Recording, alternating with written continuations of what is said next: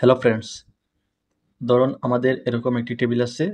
আমরা টেবিলের নিচে র বাড়াতে চাই। তাহলে কিভাবে বাড়াতে পারি? তাহলে আমাদের সর্বশেষ তে যে কোনো একটি সেলে ক্লিক করব। তারপর এখান থেকে লেআউটে ক্লিক করব। এখানে র এন্ড কলাম এটাতে ক্লিক করব। আমরা যেহেতু নিচে র বাড়াতে চাচ্ছি, এটাতে ক্লিক করলে নিচে র বাড়বে। তারপর আমরা এখান থেকে ডানে একটি কলাম বাড়াতে চাই, তাহলে এটাতে ক্লিক করব। রাইট সাইডে একটি কলাম আসবে। তারপর এখানে ক্লিক করে আমরা আবার লেফটে ক্লিক করব। এভাবে কলাম চারিদিকে বাড়াতে পারবো। এখন আমরা যদি চাই মানডের রটা তুলে ফেলবো, তাহলে কিভাবে? যে কোনো একটি সেলে ক্লিক করে এটাতে ক্লিক করব।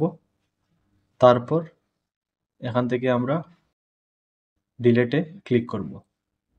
আমরা যদি ডিলেট এটাতে ক্লিক করি, আমাদের রটা ডিলিট হয়ে যাবে।